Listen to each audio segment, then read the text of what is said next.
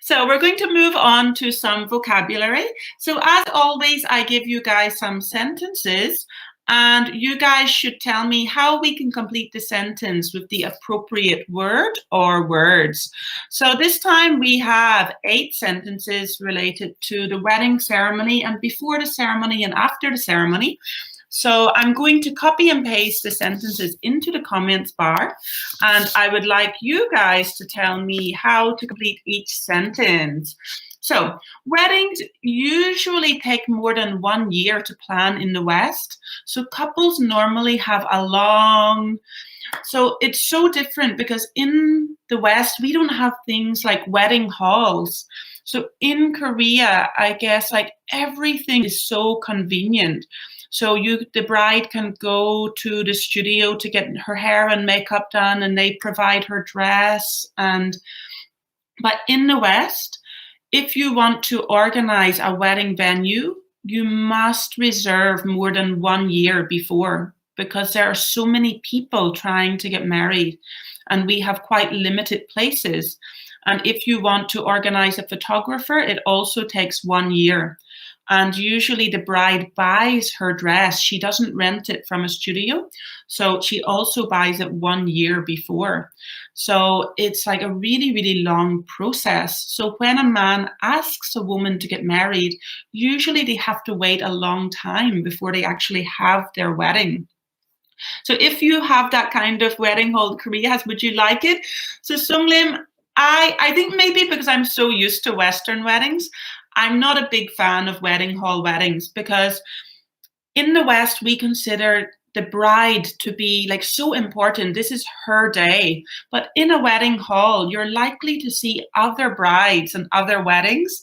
So it's kind of like the attention isn't on just one bride. So I think maybe in a selfish way, I'm not a big fan of wedding hall weddings. And I also really like the enjoyment of spending the whole day with your family and friends just in one venue. So I kind of like the Western style. So some of you guys said, so long engagement, long 3 months, long dating. So Yujik has the correct answer. So couples normally have a long engagement. So engagement is like the period between agreeing to get married and then actually having the ceremony. So a long engagement means the couple are engaged for maybe 1 year, 2 years, 3 years before actually getting married. So engagement here refers to the period of time between a couple's proposal and the wedding. And remember, the proposals are very different in the West because it's kind of like a surprise. I guess in Korea, it's more of an agreement between a couple. But in the West, the man tries to surprise the woman when he proposes to her. And then he gets down on one knee and gives her the ring. And after that, the couple try to start planning the wedding. But as I said, like even organizing a church, you need to sign up more than 1 year in advance. So couples have a long engagement, a long time to wait before they get married. Okay, good. So the next question, number 2. Nowadays, it is quite common for couples to have a wedding. This is where they get married overseas, inviting only friends and family. So because of, first of all, I think in the past, usually it was tradition to have very big weddings. But nowadays, a lot of couples prefer to have smaller weddings. And they like getting married in a different country so that their friends or family can also have a vacation at the same time. So you can say a small wedding, but focusing on overseas. So there's a specific name for this kind of wedding when it happens overseas. So we can't say it's a small wedding, but there's a particular word I'm looking for. So budget wedding. So Bob, budget wedding means a cheap wedding, and a shotgun wedding means that the woman is pregnant. So they get married very quickly in order to like protect their reputation or please their family. So no one has answered the question correctly yet. So I'm looking for one specific word that means a wedding overseas, not in your own country. Pseudo wedding? No. We would call this a destination wedding. So a destination wedding is where you go to a particular destination in order to get married. So in Europe, a lot of people will go to maybe Italy or France and rent like a beautiful garden and an old house. And often it actually works out a little bit cheaper. Like being from the UK, if I want to rent a wedding venue, it's so expensive. But if I go to mainland Europe, for example, France, Italy, Spain, it's actually a lot cheaper to organize. So small wedding costs much more common. Yeah, so nowadays, yeah, so we can say have a small wedding, but if you're having that small wedding overseas, we would say a destination wedding. Okay. So if you guys looked at the title for the class beforehand, then I think you should know the answer for number 3. A common idiom for getting married is tying the So an idiom, if you don't know, is a group of words that we use together with just one meaning. Oh, we have a perfect answer already. So tying the knot, very good. Okay, great. So you guys obviously paid attention to the title of the class, or maybe you already knew. So yeah, we can say often in wedding invitations, you will see like an image of a knot, because I guess the knot represents like connecting the couple together. So often when a couple are getting married, we will say they are tying the knot. Or if we want to know when their wedding is going to be, when are you tying the knot? Okay, very good.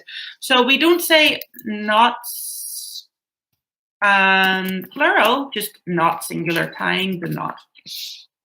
Yeah, perfect. So Rose, it was the title of today's class. You're right. So you guys all get that one? Perfect. Very well done. So number 4, wedding guests receive a save the date followed by an invitation. They must to it. So first of all, when you organize a wedding, usually a few months before, you send a card saying save the date. This means please don't make any plans on this date because you will be invited to our wedding.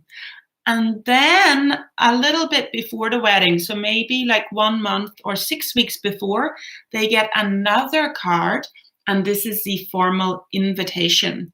So nowadays we still send these via the post. When you receive an invitation, you must to it. So I'm looking for a verb here. This is quite difficult because it's actually an acronym, like it's a series of letters. It comes from the French language. So respond, you can say respond, but we have a special like kind of expression that we use, particularly for responding to an invitation.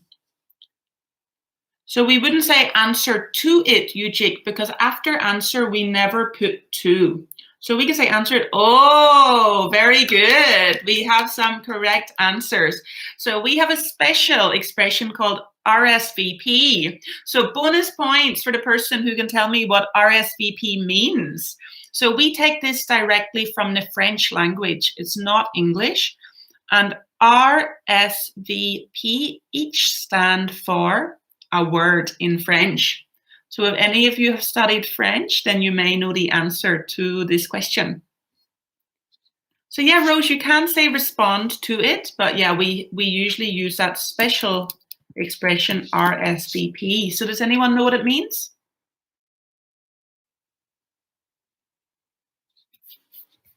Maybe some of you are Googling it right now. Oh, very good, Apple. So Rsvp means Répondez s'il vous plaît, which means, very good. So Rsvp, so directly taken from French, this means in English, please respond. So we can use this as a verb in English. So we usually just say Rsvp. So I can say, oh, I will RSVP to your invitation tomorrow. And the reason that it is totally essential to RSVP is because it's very expensive for the meal at a wedding party. So the couples need to know how many people are coming. Like the venue will need specific numbers. So it's really important that if you receive a wedding invitation, you tell the couple as soon as possible if you are planning to come. So we can say they must RSVP to it. So usually at the bottom of a wedding invitation, it will say like, please RSVP by mail. Or nowadays you can also RSVP by like text or email as well. Yep, perfect, Rose. So it comes from the French. Okay, so number 5. So another idiom here. If the bride or groom gets extremely nervous before the wedding, he or she is said to have cold So we have an expression, have cold if somebody gets particularly nervous, especially before something that is planned. Oh, do we have a correct answer? So we can also use this, for example, if I'm making like a speech and I get very nervous before it and I think, oh, I don't know if I can do this, then I get cold. So not cold water, not cold root. Bob was correct. So cold feet. So it sounds a little bit funny, but if we say that we have cold feet, it means to be extremely nervous about something that is already planned. So often before the wedding, like the groomsmen will joke to the groom, oh, do you have cold feet? Cold heart? No, Rose. So cold heart means you are an evil person. So the answer here is cold feet. So if I say I have cold feet, it means I'm extremely nervous about something. Okay, so we just have 3 more left. So number 6. The bride's father walks her up the and gives her away. So in the West, we have a tradition where when the bride is walking up to her groom, the person who walks beside her is her father. Yeah, very good, Kwang Sun feet. So her father will walk with her and then give her away. So when we say give her away, it means literally give her to her new husband.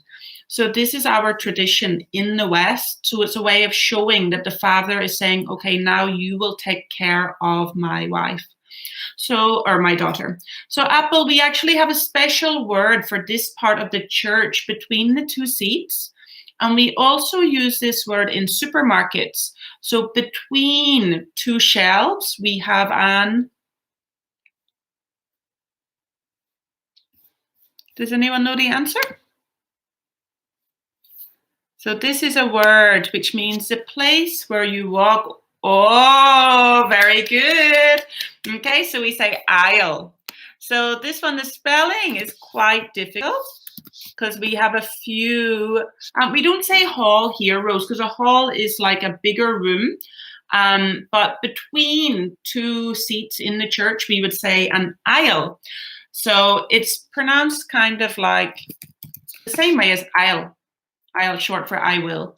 So usually the groom is waiting at the top of the aisle to get married, and then the bride and her father will walk, usually holding hands or linking arms, and then he will present her to her husband. So we can also say that in the supermarket. So I can say, oh, the rice is on aisle 6, for example. So usually each aisle will have a number in Western supermarkets.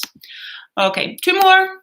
So after the wedding ceremony, couples usually have their at a different venue, for example, a hotel or country club. So usually one of the reasons that weddings are so long in the West is because the first part takes place in, for example, a church or a city hall if the couple are not religious. But then the guests go somewhere else. They go to a different venue. For example, usually it's in like the countryside, and it can be a hotel or some kind of golf resort. So dance, dance is a little bit too specific. Party, Yeah, Bob is right. So Bob, you are a wedding expert. So we say wedding reception party, or usually for short, we just say reception. So reception means the party after a wedding ceremony. So our receptions in the West are usually at least 8 hours, because you go to the reception and you have like maybe some drinks and snacks and appetizers. And then there is some entertainment. And while the guests are doing that, then the bride and groom are taking photos in a different location. So the guests all mingle together, and then there is a big dinner, and then there are speeches. So for example, the groom will make a speech, his father will make a speech, the bride's family will make a speech, and then they dance together. So we call this the first dance, and then there's a lot of alcohol and dancing. And so as I said, the last one I went to finished at 5 a.m. So you have to have a good night's sleep before a wedding, because it's a very, very tiring day. So we call this part the reception. So we have the wedding ceremony and then the reception. Okay, very good. And the last one, the typical gift at a Korean wedding is money. So one of you guys mentioned earlier that it's quite standard to give money at a Korean wedding. Instead, in the West, couples usually have some people do ask for money for their wedding nowadays. A list of items, yeah, we have a special name for this list of items. So nowadays, some couples do ask for money, and they just say, okay, we would like money to pay for our honeymoon. But traditionally, we have a special list of items, and usually it's linked to a department store. So for example, maybe I want a lot of things from my house for Shinsegae. So I go to Shinsegae and I pick all the things I want, and then they make a website for me. And when I send my wedding invitation, I give the link for that website, and the guests can go and buy something from the website.